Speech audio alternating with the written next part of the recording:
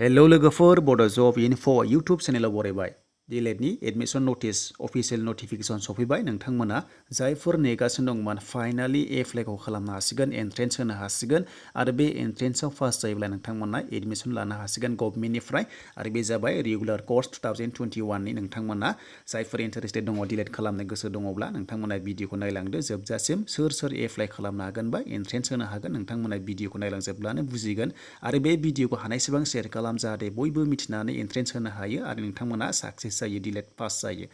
दा जों नायनोसो फैदो गोबाव खालामालासिनो जों अफिसियेल पेजाव फैबाय नै लोगोफोर दा बेवहाय फैनानै नोंथांमोना जेब्ला डेट जागोन अनलाइन एप्लाइखौ खालामनो हागोन आरो आं दायो डाइरेक्ट अफिसियेल नटिफिकेशन लाना फैनोसै गोबाव खालामालासिनो भिडिअखौ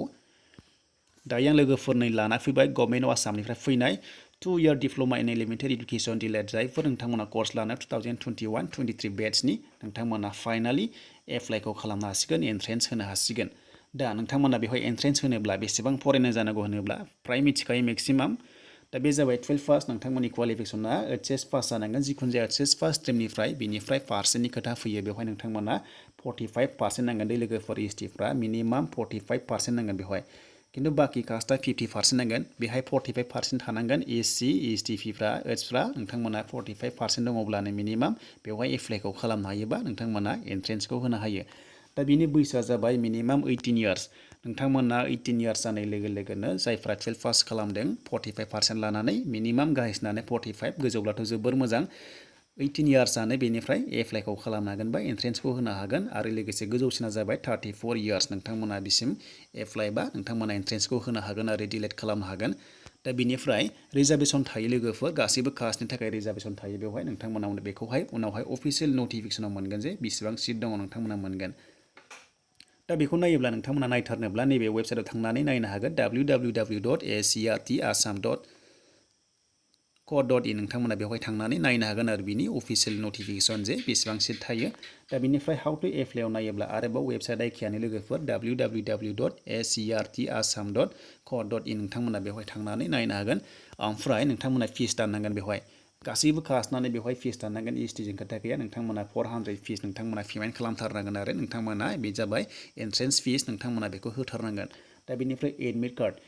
कार्डआबो बे वेबसाइटआवनो मोनगोन आरो बेखौ मोनगोन होनना बुंदों 21 जुनाव नोंथांमोना मोनगोन नोंथांमोना 21 जुनाव बेखौ डाउनलड खालामनानै एग्जामाव थांनो हागोन आरो एग्जामा माब्ला जागोन होनोब्ला बेहाय दङ 27 जुनाव दा बे एग्जामा एन्ट्रेन्सआ जागोन 27 जुनाव आरो बेनि जायगाया जाहैबाय लोगोफोर नोंथांमोननि डिस्ट्रिक्टआव जागोन जेरावनोखि डाइट सेन्टार दङ नोंथांमोना होनो हागोन जेरै क'क्राझार दङ बङाइगाव दङ आरो लोगोसे उदालगुरि होनोब्ला उदालगुरियाव गैया नोंथांमोना दरंआव थांनानै हैनांगोन बा नोंथांमोना दलगावआव थांनानै हैनांगोन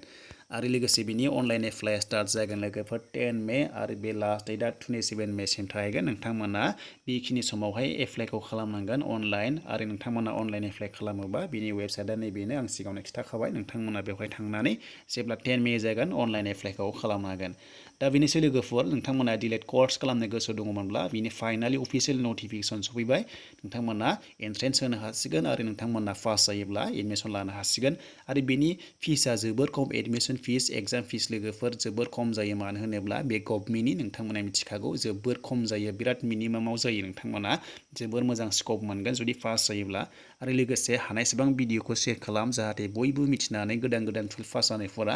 डिलेट कर्स लानो हायो आसा खालाम नोंथांमोना भिडिअखौ मोजां मोनोबा लास्टआव लाइक कमेन्ट शेयार खालामगोन गोदानै फैदोंबा चेनेलाव साबस्क्राइब खालामगोन